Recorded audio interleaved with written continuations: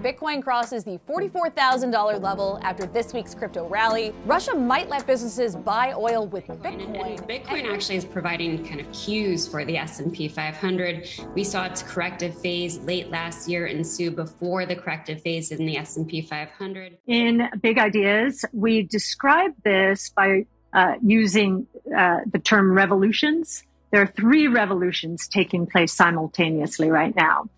One is a money revolution. One is a financial services revolution. And one is a next generation internet revolution.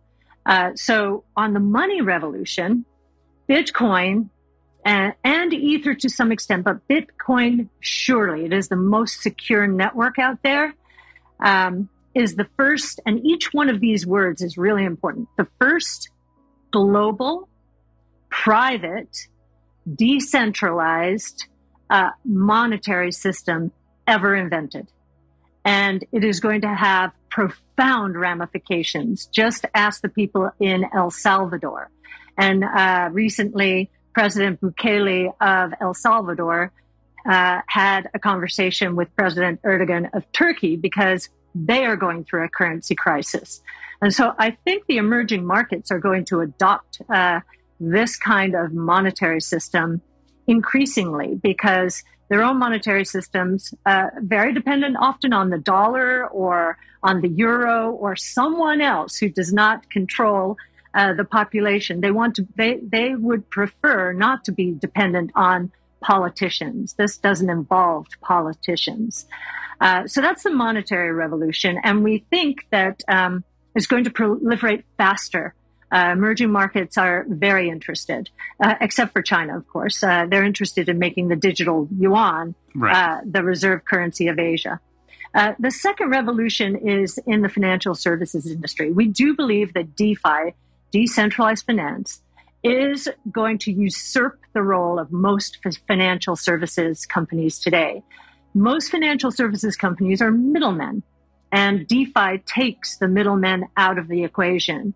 You know, in the early days, some of your viewers may know of Lending Club, and it took some middlemen out of the equation, was able to offer higher rates to savers and lower rates to borrowers, and became very, very popular very quickly. Well, put that on steroids. That's what we have going on in DeFi. And again, it's a global movement. All of these are global. They are not.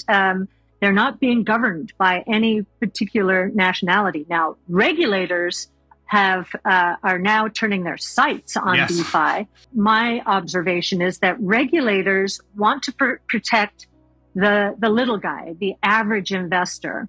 That's their mandate, and that's good.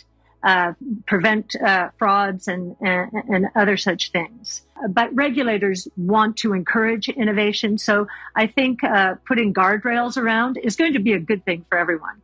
You know, with the way the electrical grid is evolving, we could see Bitcoin mining become a part of that infrastructure.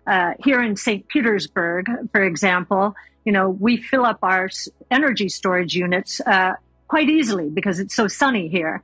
The overflow could go to Bitcoin mining, which would accelerate the shift towards renewables because the whole ecosystem will become so much more profitable over time.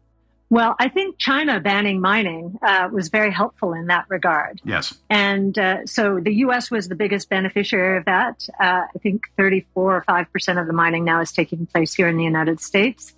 And Kazakhstan also. So we're seeing people like Elon Musk and Jack Dorsey, who both care an awful lot about the environment, trying to figure this problem out. And in fact, what I just mentioned about Bitcoin becoming a part of Bitcoin mining, becoming a part of a utility ecosystem, came out of research that we at ARC had done, led by Brett Winton, our director of research, and Yassine El-Mandra, who's our lead crypto analyst. Working with Square, we were able to dimension how much that solar and wind would proliferate, how much faster it would proliferate with Bitcoin mining as a part of the ecosystem, as opposed to without it. That research is starting to bear fruit. We're seeing utility ecosystems, they're getting the plot and they're looking for new ways to profit. And in the meantime, or in the process, they will be accelerating the shift towards renewables. Ironically, given the way people talk about Bitcoin. In a broad sense, we have never been like this moment in history in terms of the amount of change that is it's already started. We feel the ground, as you just said, shifting underneath us. It has already started. 5 major innovation platforms evolving at the same time. You have to go back to the early 1900s to see anything like it. You had 3 platforms then. You had telephone, electricity, and automobile. Today you have DNA sequencing. You heard it on the conference, DNA sequencing, robotics, energy storage, artificial intelligence, blockchain technologies. All of them are in exponential growth trajectories, and they are converging with one another in massively important ways and profound ways. And they're going to deliver, we believe, if you just take a look at the technologies themselves, over the next 10 years, we believe the market cap associated with these 5 platforms and the 14 underlying technologies is going to scale at a 30% compound annual rate of return. These are astonishing rates of return. It is going to change for 2 reasons. Beyond the environmental concerns. One, the technologies are ready. The kind of battery technology, artificial intelligence, and robotics. Those 3, actually, that's a convergence taking place in the transportation field, whether you're talking about autonomous vehicles ultimately, or drones for parcels or food delivery and so forth. So yes, you're absolutely right. These worlds are, the digital and the physical world finally are converging because the technology is ready. And just as important, the costs are low enough.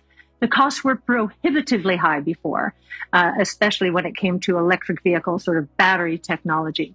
But thanks to Elon Musk, and I would say also to the Chinese, who are moving very quickly in this direction, that is no longer true. In fact, the total cost of ownership of an electric vehicle, most people don't know this, is lower today than that for a gas-powered vehicle. Most people just look at the sticker price, and we think in 2 years that they will be the same price. And then a few years after that, we believe that electric vehicles will be 30% plus lower in price. So these cost declines continue in emerging technologies, whereas the internal combustion engine is a very mature technology. What we've seen already in the short life of the blockchain world is booms and busts. We are very early. And when you're early into a new technology, this is not only a monetary system, but it's really a new technology,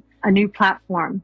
In the early days, expect booms and busts. And what I analyze as we're going through the bust side of that roller coaster is how fragile or anti-fragile the ecosystem is. For example, May a year ago, we went through a crash. I mean, it would be considered a crash. Right. Bitcoin was cut in half, and other crypto assets were cut by more than that. And I was fascinated to watch the DeFi ecosystem through all of that, because what I thought was going on was there was a lot of leverage. When you talk about speculation and mania, what happens is speculators are taking on leverage in order to capitalize on this boom. Yep. They don't even understand what it is. Some of the later ones getting in, they just know that their friend said, no, you got to get in. It's been going up. And then you have a crash and a shakeout. Last May, when that happened to DeFi, I thought that was a very important moment for DeFi. Not maybe NFTs yet, but DeFi and for Bitcoin, because the DeFi ecosystem did not skip a beat. There were millions of people wiped out because they had taken on leverage. All they were doing was speculating. Mm-hmm. And yet this smart contract to operating system effectively didn't skip a beat. It did not break down. That was very important. you're going to see some of these blockchains flame out over time. So we are in the process of natural selection when it comes to these ecosystems. So fully expect there to be booms and busts.